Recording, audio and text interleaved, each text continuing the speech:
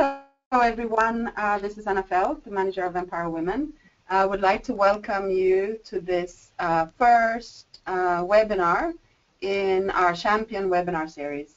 These are the webinars that we have organized specifically for you, and I thank all of you who already responded to the survey and helping us to make the most use of these webinars for you, and the areas and the topics and the skills that you'd like to acquire during your period as a champion.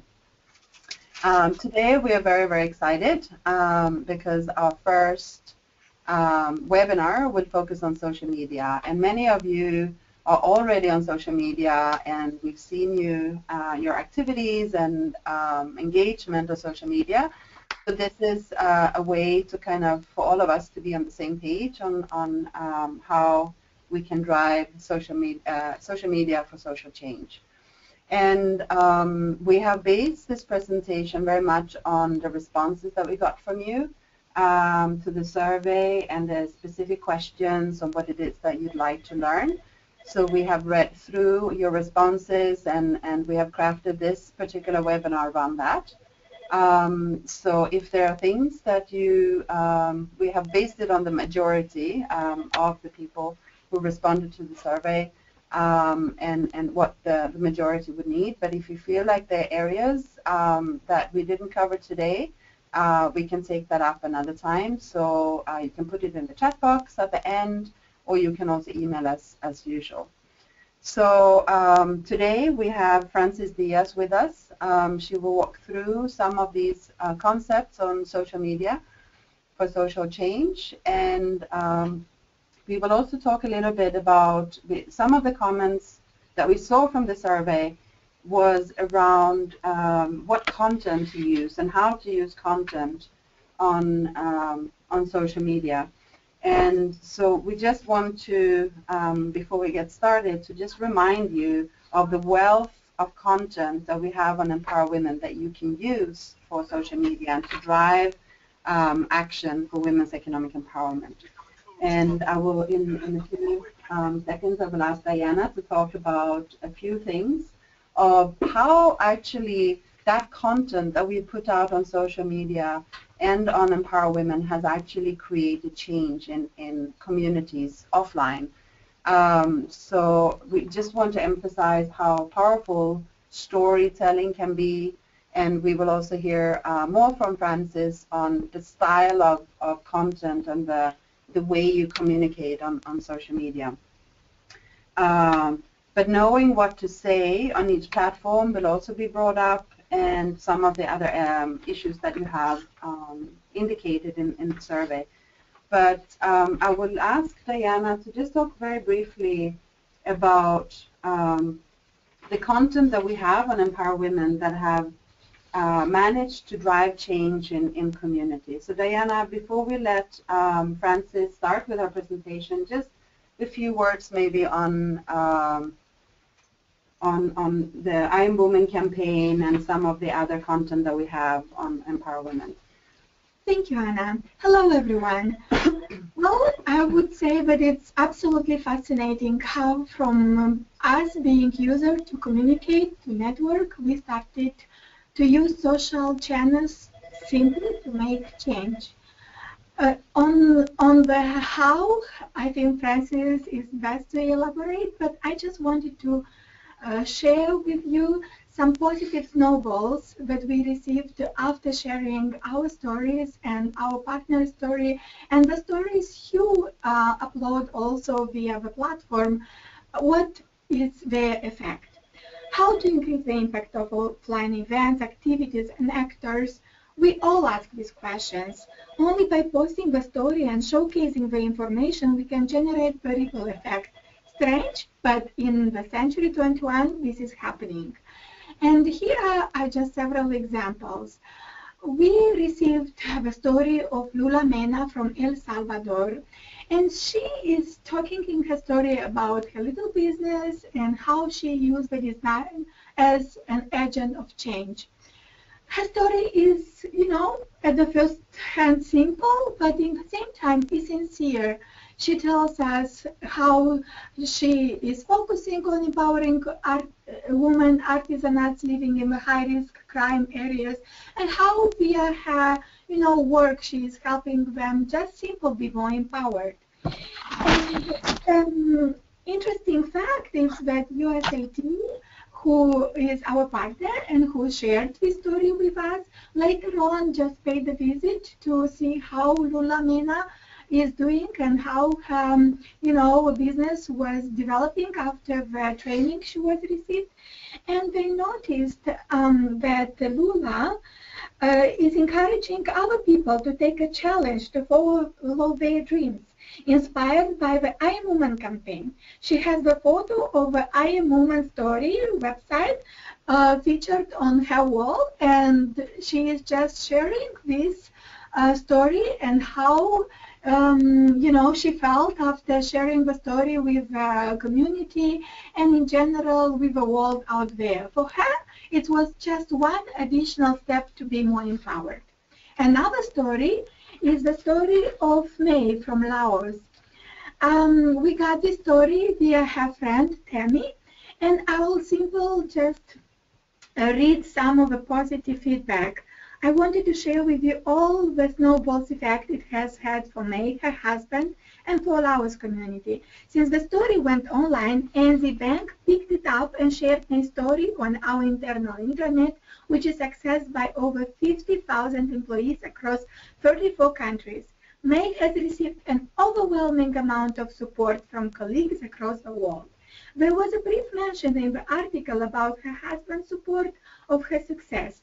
Well, that triggered a small movement of men in the IT sector in Laos, where her husband works, on what more they can do to support their wives. So, it's just not about being more confident and just giving the appreciation to May, her work, and how positive she is with her colleagues, but also it can ripple effects for families, for the communities, and for the network community in the bank itself. Another example is when these stories are seen by our UN women and colleagues, and they just want to be featured on the general website. For example, today is the International Day of Persons with Disabilities. The international community celebrates this day, and we wanted to feature via UN Women our work. So they just simply access the I Am Woman campaign, and they find out beautiful stories of people who are empowered. And it doesn't matter, either they have some impediments in they're strong, they have beautiful stories, and they happen something in their lives that change their way they feel about themselves and about being a strong having a strong personality.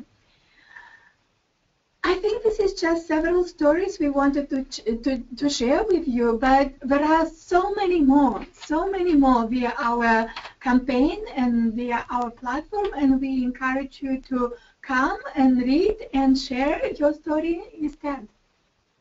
Thank you so much, Diana. So I think this is very exciting for us that you show a story not only on Empower Women, but that we broadcast these stories, one story per day, as you probably have already observed, on social media. So these individuals that are telling their story are celebrated through all of us. Everyone who posts it, who retweets it, and that puts it on Facebook, help these women to be celebrated. And as Diana was saying, Lula in El Salvador is now perceived in her community as a champion for women's economic empowerment. And the husband in Laos is now being looked at by other men, and these other men would like to be celebrated as much as he was in the story. So they are taking action now to support their wives and be more supportive for them to go to work and have employment.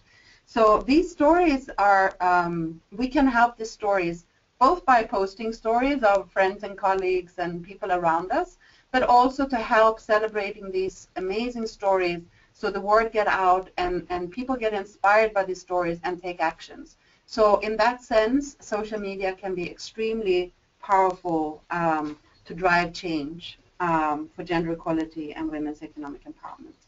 But we are not here to talk about I Am Woman, but we are here to give Frances Diaz an opportunity to walk us through some of the strategies that she has been using for many years to be able to drive social change. So Frances, I'll hand it over to you, and then we will take questions after Frances' presentation. Over to you, Frances. Thanks, Anna. Hi, everyone. Good morning, good afternoon, good evening to wherever you are in the world right now. My name is Frances Diaz, and I'm really excited to talk with you today about social media and the influence that it has in social change. I specialize in public interest communications, and I run social media accounts for events, organizations, nonprofits, companies, and intergovernmental organizations, most recently being UN Women's Empower Women. I first became interested in this field after seeing the Coney 2012 video go viral. If you don't know what I'm referring to, then you should look it up. But within just a few hours of this video being put on the internet, millions of people from around the world joined forces to stand against what they felt to be this horrific injustice after only a 30-minute video. So 30 minutes prior, they had no idea that this was even happening. And now people were willing to buy kits, donate their time, write letters, and advocate for this cause.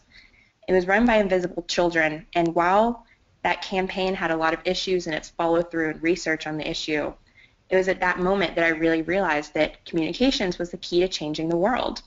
And today I'm going to share with you some of that applicable insight based on your feedback that you provided on what you wanted to know about social media, and then answer some of your questions at the end. So today I'll cover Facebook, Twitter, Instagram, and Pinterest, but mostly Facebook and Twitter. There are a lot of different social media platforms. There are even more than the ones that are in front of you, but these are the ones that I'll focus on today. So touching on what each platform is used for and the type of content that is best for each one, Facebook is often used as kind of like a personal website because it's a curation of a bunch of different elements about you. It's where you communicate with your friends, but it's also where you post an article that maybe you found really interesting. It's also where I can see all of the things that you've liked, so whether that's a movie or a book that you've just read or a nonprofit's page. So if I wanted to know more about you as a person, then I would go to your Facebook page and I would look at all these things. I could even see the types of conversations that you're having with your friends. And this kind of, because this is a curation of all these things about you, this adds up to a big part of your digital footprint, which we'll talk about a little bit later. But since Facebook doesn't restrict the kind of content you can post articles, photos, videos, text, it's a really great medium to be more expressive and personal. Twitter is a very quick platform in the sense that your posts don't have a very long lifespan, because once you put it out, it's only in someone's news feed the length it takes for other people to post tweets.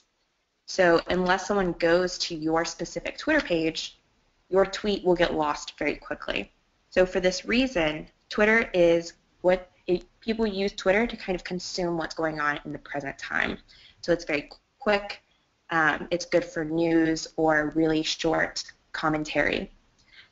Instagram is what people go to be inspired. People post very visually appealing images about what they're doing or what they aspire to be. And so people go there for quotes, for outfit inspiration, for decorating inspiration, or for kind of general inspiration. This platform should feature very appealing photos and graphics and use categorical hashtags to give more visibility to your post. So when you use a hashtag, then your post will be categorized with other posts that use that same hashtag.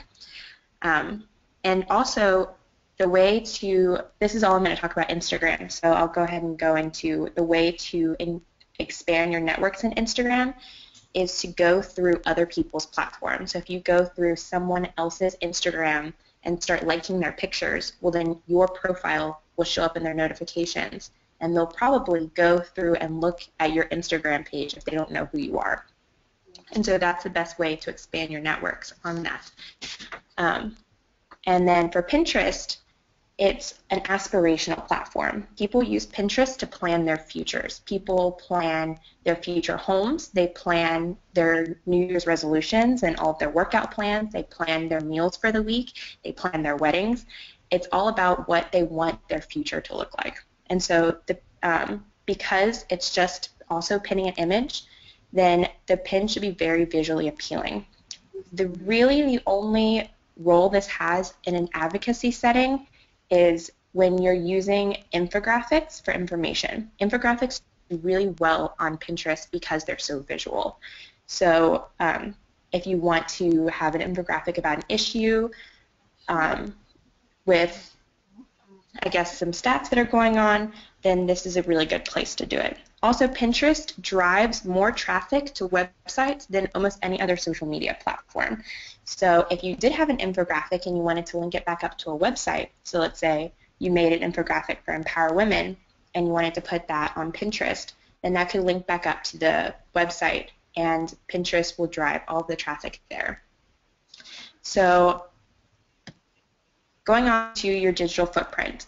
I touched on it really briefly when I was talking about Facebook, but it's important to remember that what you post online stays online forever.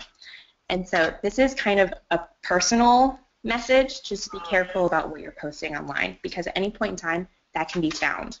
And any potential employer or collaborator, so if you want to partner with someone else working on an advocacy issue and they look you up on social media, then they can make judgments about you based on things that you post. So just be very careful about how your social media represents who you are.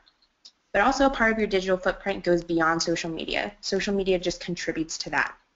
So if I search you or anyone searches your name, which an employer probably would do, then you want to make sure that you're coming up in the search results. And so to do that, you need to make sure that you're putting out your own content. Oftentimes, if you tweet a lot, your Twitter will come up in a search result, your LinkedIn page will come up in a search result, and also your Empower Women profile will show up in a search result if you are providing content to that. So the more you engage in discussions, the more you write articles, the more you write I Am Woman stories, then the more likely you are to show up really high in that search engine result, which gives you more visibility as an advocate and as a person. So that's definitely something that you want. So you can freelance articles. You can do that through Empower Women, or you can do that through another news article, but that will definitely give you some boost to that. And posting intelligent on your social media platforms, posting intelligent and personalized insight about issues that are important to you will kind of curate this persona on social media when people go and look you up. So a lot of people in the survey talked about networking and kind of connecting with influencers. So for this, Twitter is definitely your best option. Twitter is really unique in the fact that it gives you a direct line to just about anyone in the world, while PR teams and kind of there are teams of people who work on behalf of organizations and celebrities even. A lot of times the celebrity will have access to their Twitter account also. And that's less likely to happen with a Facebook page, because Facebook, since it's used as kind of a static website often, then they have less autonomy over that. So Twitter, a lot of times the celebrities will also have access to this. So if you tweeted them, there's a chance that they could see it and they could respond to you. So tweet about issues and topics that interest you, and post articles with thoughtful commentary, and create your own organic content on different perspectives and opinions, so that whenever someone goes to your profile, they can see what you're interested in. They can kind of see what you're talking about, because then whenever you go and you tweet at someone influential that you want to gain in your network, or you go and follow someone, when they go to your Twitter profile, if they like the things that you're talking about, there's a chance that they'll follow you back and they'll start engaging with you. But if you're talking about something that's irrelevant to them, then they probably won't follow you. People are only going to follow people who are like-minded to them and talking about things that they want to listen about. Also, Twitter has another way to kind of increase networks is Twitter has this list option. So you can subscribe to a list and other people can put you into a list. So what a list is, it's kind of like a Facebook group. It's like a community where people are talking of people who talk about certain things. So if you want to subscribe to women's rights or women's voices, then you can do that, and there will be all these other people who are also talking about that. And that's a good way to network also. Also, Empower Women's networks can help your networks grow. And so there may be someone that you really want to reach out to or you really want to build a network with, but you don't know how to do that. It always helps to have an introduction. And so if you're having trouble connecting with someone, then always contact Empower Women and see if they know someone who knows someone who can make that introduction for you. Also, to find a couple of people asked about expanding and just finding new influencers. So to find new influencers, you can follow specific hashtags to see who's joining in this conversation. So if you looked up hashtag Empower Women, then you could see everyone who is joining in a conversation about women's empowerment. And then you may be able to see someone who's tweeting really good content that you didn't even know was out there. And another way to do that is to find someone who you already admire, who's already a thought leader to you. So let's say that you want to see, like, you use Empower Women as an example. You can see who Empower Women follows. And if you really like this person or this organization's contributions and feedback, then you can see who they find interesting. And there's a chance you'll probably find them interesting also. Engagement.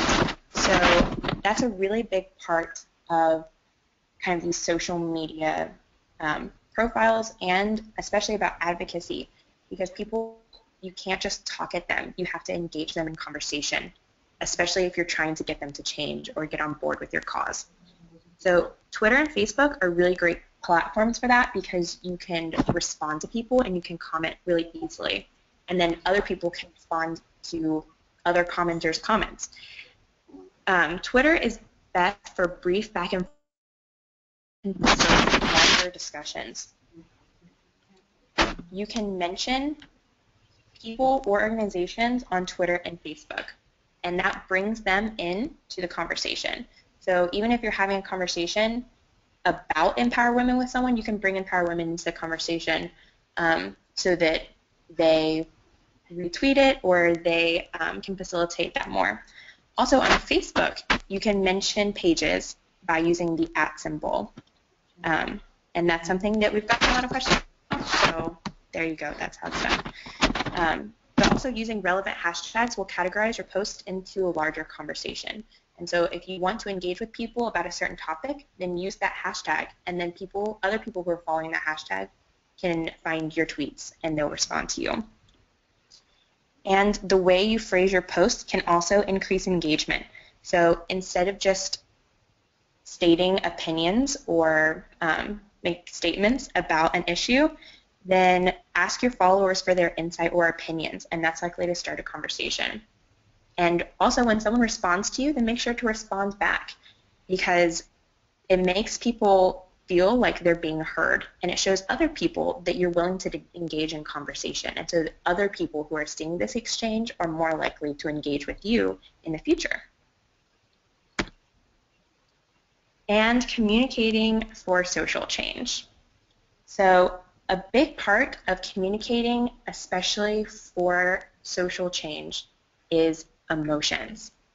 Capitalizing, we naturally assume that if we lay out a bunch of facts about an issue, that people will see the problem and they'll see the disparity and they'll want to act on it. But that's often not the case, because humans don't tend to be rational beings. We respond to things emotionally.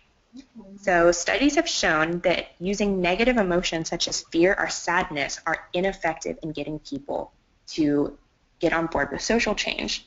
For example, in campaigns aimed to decrease drug use, obviously you assume that if you show people the negative aspects of that, then they won't want to do it because, of course, you could die. Why would you want to do that?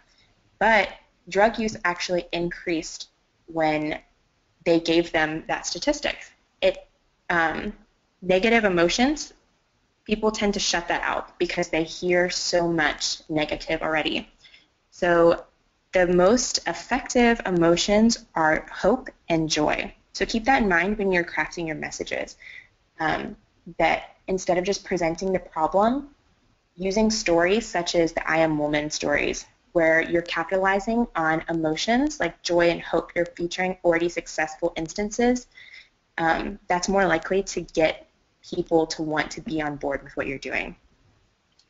On that note, one of the most effective ways to capitalize on these emotions is through storytelling.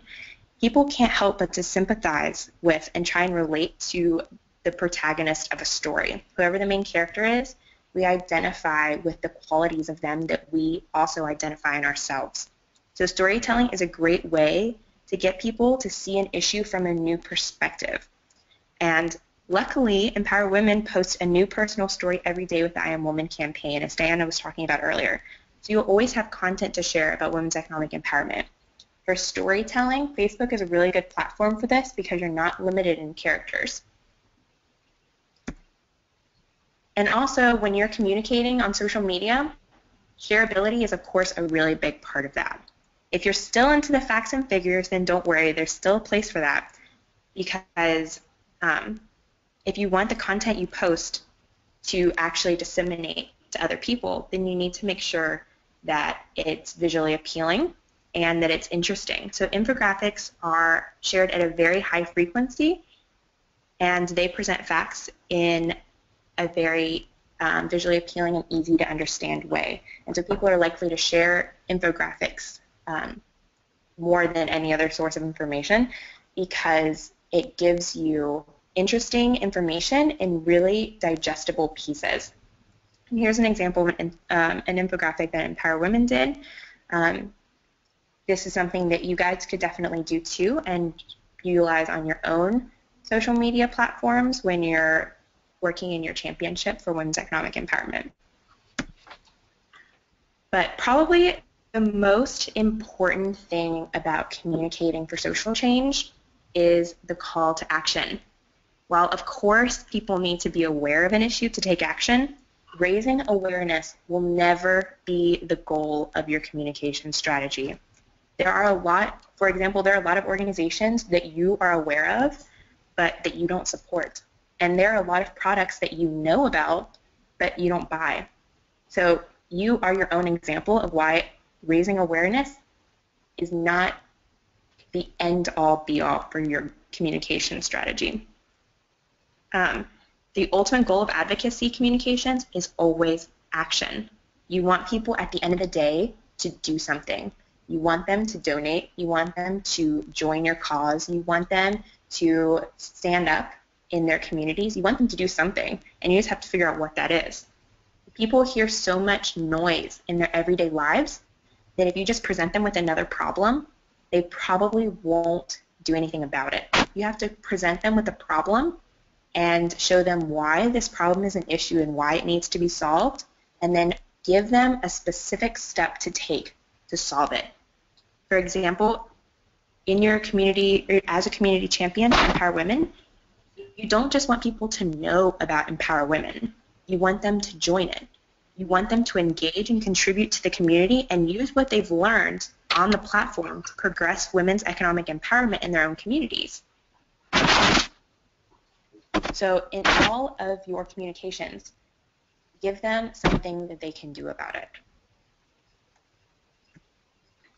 And a couple of people asked about specific online projects, such as Twitter chats. So here are a couple of other things that you can do. You can So one of the great things about social media and the internet is that you are not limited to almost anything. You have a lot of creative freedom on this. You can freelance articles and then post about that.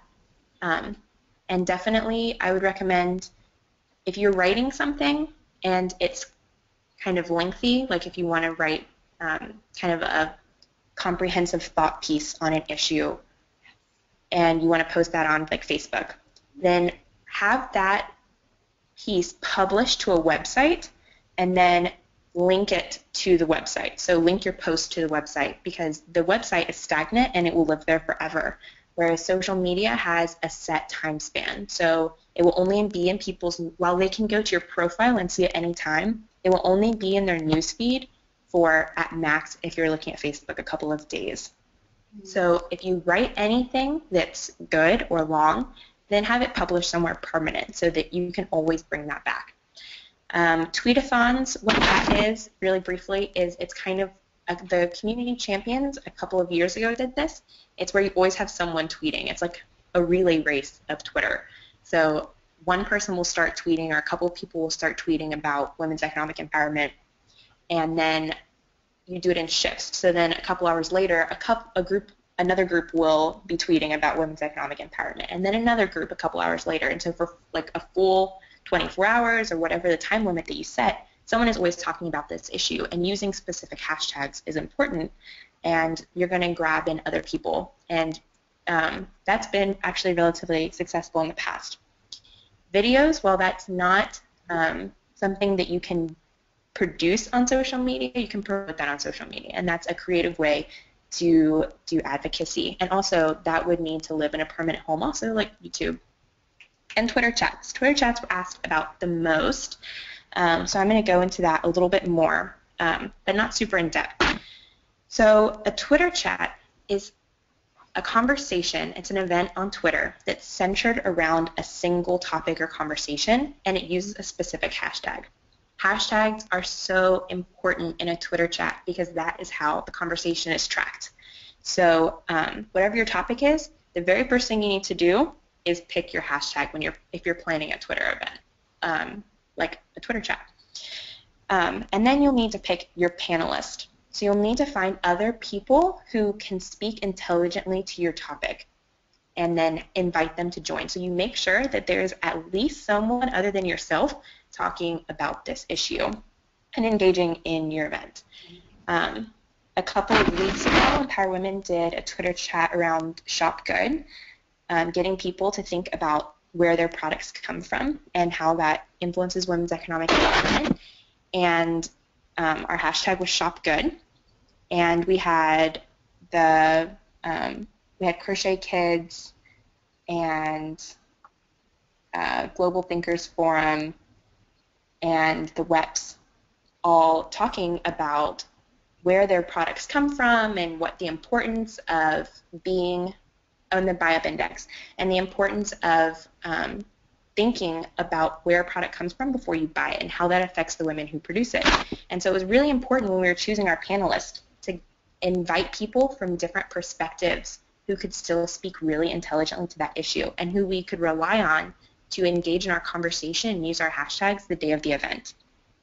So in that sense, it's also really important when you're writing your questions. Your questions should be written out in advance, and they should be tailored for your panelist. So it doesn't make sense to ask your panelist a question that has nothing to do with their area of expertise. You should ask them questions that really leverage what you know that they know, and maybe even ask them, what do you feel really comfortable talking about? And kind of form your questions around that. It really helps when you're doing this or any sort of social media campaign or long-term, like if you're using a campaign or Twitter chat, anything where you're really focusing on one hashtag and you're really working on that, it really helps to have a toolkit. So what that is it's basically you have pre-prepared messages to promote your event and images, and you can disseminate that around all of your panelists. That way you know that it helps other people promote your event because they don't have to think about coming up with their own post, but also it helps you because you can just rely on that, and it creates a sense of kind of streamlined branding for it if everyone is kind of talking about the event in the same way and using the same graphics. And it makes your life so much easier. So that's definitely something that you should think about if you're looking into this. And the most important part is probably, well, not the most important. The panelists are pretty important. But it doesn't matter if you have a Twitter chat if nobody comes. So promotion is key. Minimum 1 week from the event, you need to be promoting this on Twitter. And all of your panelists and your networks need to be promoting this also. Because if people don't know about it, then they're not going to engage, and then there is no point. So the reason, quality is better than quantity. If you're doing like a different Twitter chat every single week, then you're really spreading your audience too thin. There are people who would want to engage in a Twitter chat with you, but they just don't have the time to do that once a week. So really focus on one, or on spreading them out amongst a period of time, so that you can really focus all your energy into promoting one and hyping up one, so that you can create a really great conversation around that. And then a couple months later, you can start another one if you want to. So I would, while Twitter chats are really great for engaging wider audiences, bringing in influencers, starting conversations about important issues, I would definitely use this scarcely, because if you do it too much, people won't come. So that is all I have prepared for you guys. So I want to open it up to you for questions on anything else that you might want clarity on, or further explanation. Thank you so much, Francis. While we allow the participants to ask their questions, I'd like just to point at two things. In the survey that we have circulated, one of the webinars that we had suggested was how to use free tools to for data visualization. Basically, how to create your own infographics. So we will have a separate session on this, but Francis might already have a few points on that. I'd also like to, Karen, you were pointing out that in the older I Am Woman stories, they're not shareable through social media. In fact, we implemented the share buttons for Facebook and Twitter and the other social media platforms after the launch of the I Am Woman campaign. So there are some that might not have those functionalities, but there are other ways that you can do it. Not sure if you're familiar with the URL shortening tools such as Bitly, Oli, and if that is something that you'd like to have a list from us, we can also send it in the follow-up email after this webinar. But there are many of these tools that will help you shorten the URL so that it only has a few characters for your tweet, and it looks neater than having the full link included. But let me see what questions have come in. We have Kasum. We will give you an opportunity to speak in a little bit after we've gone through the questions. But Kasum wanted to talk a little bit about the training that he's currently undertaking with Google. But we will take some of the questions on this presentation first. And then, Kasum, we will ask you to speak about that. There is a question, I think maybe, Diana, you want to respond to that one, about the regulations on how to use logos when you make infographics. Yeah, sure. Actually, this is a very important question, and the best thing to start, I mean, the best way to work and to think about this is together with your focal point. I'm sure a lot of you already had the discussions, and you analyze and brainstorm what kind of work you can do together. Either this is an online or offline project, and you probably touched upon the materials that you produce, either presentation or infographics. After you put the ideas together, I will strongly encourage you to share this presentation with your focal point, and we can advise definitely either it used properly or not. There is no way we can use UN Women logo. This is a general regulation and general must, and we included this under the guide. Please check the information in the guide for the champions. But yes, you will be able to use the Empower Woman by UN Woman logo. And the way on using this, it will be advised by your focal point. And if you have doubts or if you have double question or you anyway, of course, you can contact the HQ office as well. Thank you, Diana. So Francis, we have a question here about your advice on the frequency of social media posts. What is the effective way to keep an audience engaged, more or less of the posts? That depends.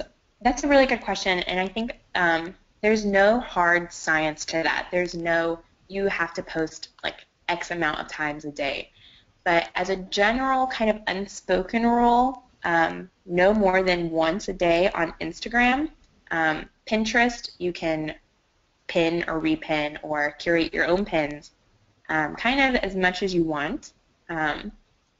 Facebook, probably once, as a person, probably between 1 and 3 times. I probably wouldn't do more than that. Twitter is a little bit different. If you're bombarding your audience and you're constantly doing nothing but tweeting, then people may be likely to unfollow you. But there's really no rule about that. It's kind of whenever you feel, you know, that you have something meaningful to say. But that's probably the biggest. That's about quality, not quantity too. Posting just to post doesn't really do anything. Make sure that your posts are meaningful. They have a purpose. Figure out what you're trying to say and what you're trying to accomplish with your post. If you have a meaningful thought, that's a really great thing to share. If you want to engage someone or reply to someone or let someone know that you really admire their work, then that's fine. But just posting to post isn't going to help your cause. You really need to make sure that everything you do has intention. Thank you, Francis. We also have Karen has a few comments, and she also said that it was a great presentation, so thank you, Francis. And Karen for the support. Clarissa is proposing that we have a hashtag for each webinar. This particular webinar is only for you champions, so it's not open to anyone to participate. We are doing this targeted webinars for you, that you also feel confident and you can get to know each other as a group through the participation of these dedicated champion webinars. And also going forward, we've seen that some of you would like to practice your presentation skills. And this is a community of 75 people, and you should see yourself as colleagues, as friends, and supporters of each other to make these webinars intimate. And feel free also to raise your hands if you like to speak. This is a safe group. We're all here for the same reason. So that was the reason why we don't have it for this particular webinar. However, we are planning a webinar on the 15th of December. We haven't made the announcement yet. We're just tying up some of the details together with Mara Foundation on the specific topic and the timing and everything. So you will hear, and thanks, Clarissa, we will think about a good hashtag for that particular webinar. Clarissa is also asking about what is the latest technology beside Facebook, Twitter, Pinterest, Instagram. Is there something hot at the moment that we can develop with the Empower Women community? So we just, Diana and I, we looked at each other. Sorry, Francis, you're not here, so you can't see what we are both thinking. But we have tried to explore, but we haven't had the opportunity yet to fully do so with Periscope. And I know, Francis, you did some exploration with Diana, so do you want to say something about Periscope and maybe the opportunity that it could actually present for the champions to do something around that? Sure. Okay, so Diana, yeah, Francis, you want to go first? Sure. For those of you who don't know what Periscope is, it's owned by Twitter, and it's a live streaming service. So basically what you can do is you can live video stream anything, an event, a conversation, a process, and then it goes to Twitter. The usefulness of this is that you get kind of a behind-the-scenes look. People really like going behind the scenes and the people behind a cause. So you could show people, like if you're setting up for an event that promotes women's economic empowerment, you could Periscope the event, like, hey, just here at this event, we're getting started, I'm going to talk to this person, you can do live interviews. It's really engaging and fun, and you utilize a hashtag for whatever your Periscoping event will be. You can promote that in advance also, and people can, when they're logged on to Periscope, kind of like a webinar, they can ask questions in real time. So you're really getting to engage with people in a way that you, in a more humanistic, really don't get to when you're behind a keyboard. And so that's a little bit more fun. You get to show a different side of whatever you're advocating for. And people get to attend events in real time that they wouldn't be able to from all over the world. So it's a really cool tool. And I would definitely recommend that you look into using that, because I think that's definitely growing in popularity. And that kind of transparency, I think, is in higher demand. Thank you, Francis. Yeah, and I think that what is great with it is all you need is a phone that can make videos and to stabilize and make better production of these Periscope recordings. You might need a tripod as well, but it's very kind of, you don't need much, you just need a regular phone to be able to do those recordings. Diana, do you want to add something? Yeah, I just think this will be a very interesting opportunity for all the champions and for us as a community in general to showcase, you know, the work behind the scenes. And one advantage of Periscope also is that the lifespan of a video is more than 24 hours. So even today, I'm not able to see what Clarissa is doing, you know, as a part of her activity. I can go home, take my dinner, and maybe just relax and watch the video. And also it's integrated with the Twitter, so the dissemination opportunity of the information of our activities is really huge. As well, we can target private or public, so it can be either between a small group, like the champions, or maybe several champions, or it can be a huge community, an entire Twitter or Periscope community. So it's up to us to decide, and maybe, why not? Let's try it. Thank you, Diana. We have a question. Maybe we can take a few questions, Francis. How can you measure your social media campaign to see what is successful and what is not? That from Hannah. We have, is that what they use with, I think that's linked to Periscope. Is that what they use for the Smart Girls campaign during the red carpet? Yes. The Amy Poehler initiative. Yes? Yes, yes. Okay, so that's yes. So you have, Francis, the measurement of social media campaigns. So Karen is also asking, once you take a video interview, what's next? So basically, the Periscope is linked to Twitter, so it goes to Twitter as a tweet. Lolita is asking, I lost it. Once our Empower Women projects are identified, can we reach out to Empower Women HQ for social media strategy help? Yes, of course, we are here. Yeah, So we can develop something together. You will take the lead because you know your project best, but we are happy to support in any way possible.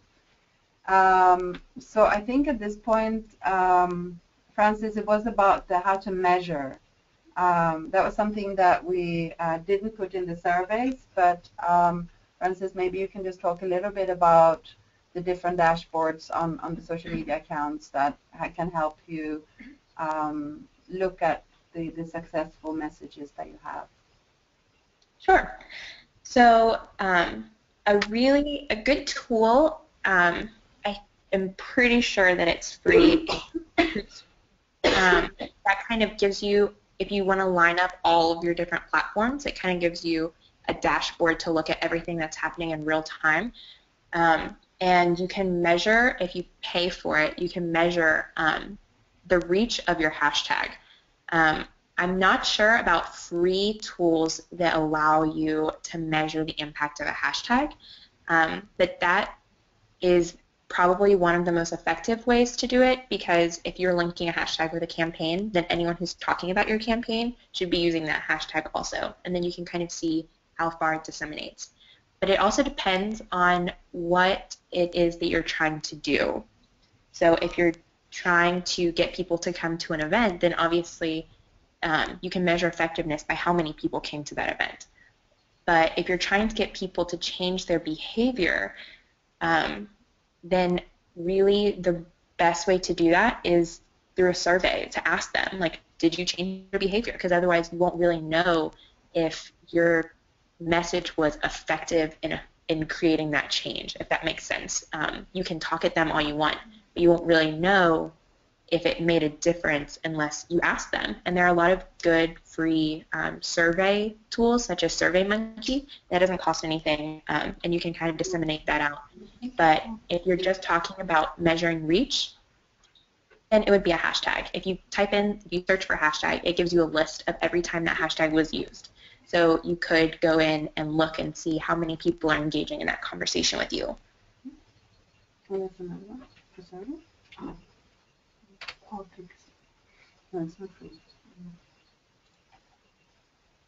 Thank you, Francis. Okay, there's a few more questions. We are running out of time, but let me just go quickly through the questions.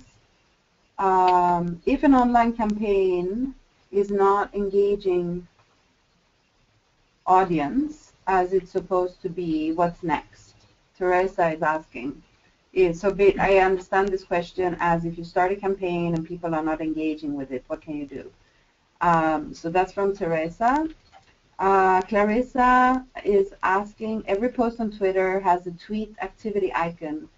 There you can see how and how many people engage. Twitter Analytics also shows you all the posts and the number for each post. So that wasn't a question. That was just a comment.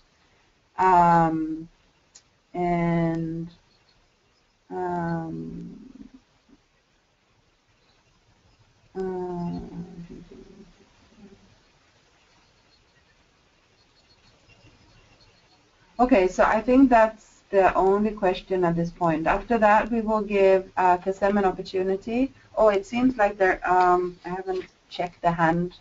But can you, Francis, respond to that questions, and then I will check how many people have raised their hands in the interim. Okay. So a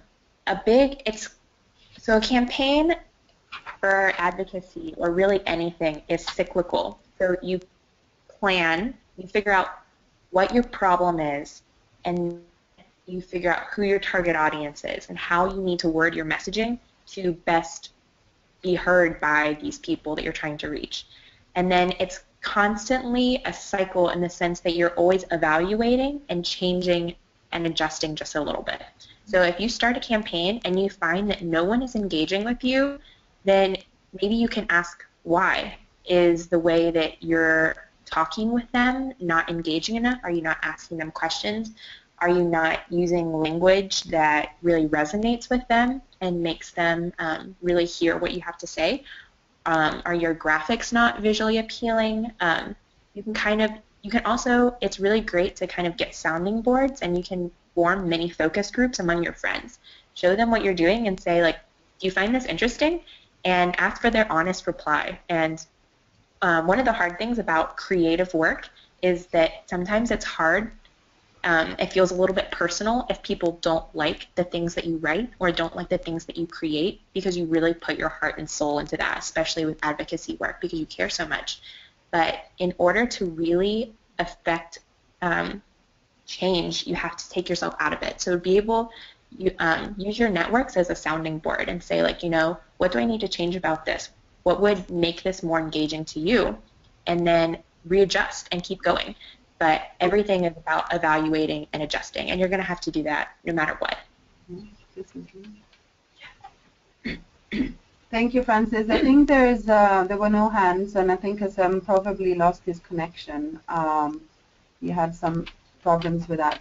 But Catherine is asking something very linked to that. Is it effective to go on with a chat when there's no longer active? How can you revive a chat that hasn't been very active? Or maybe it's actually better to start with a new one. Do you have any opinion about that, Francis? If you're looking at, if you're talking about a Twitter chat, then the best thing to do is solve that problem proactively by ensuring that you've already talked to people who have promised you that they will talk with you in this chat.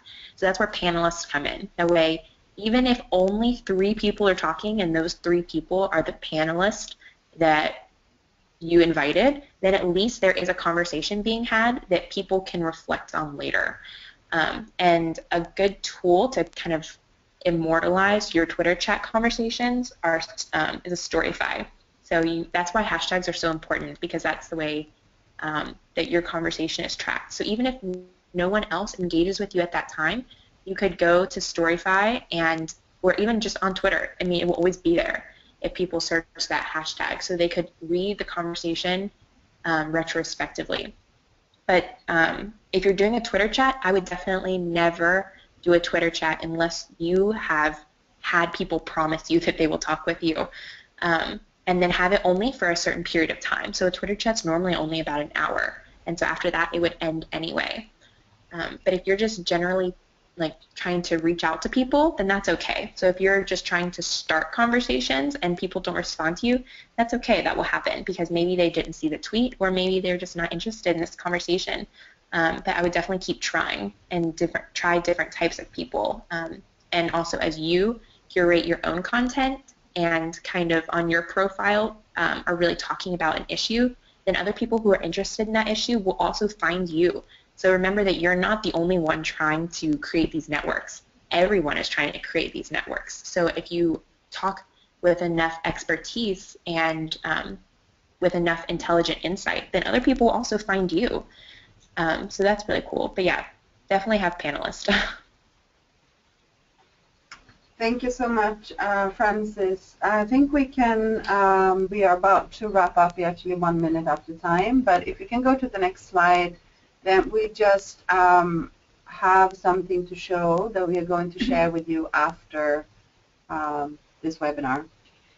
We would like to recognize our champions, and we would like everyone to know how engaged and how committed to the mandate you are, and what a wonderful work you are doing in the community, online and offline as well.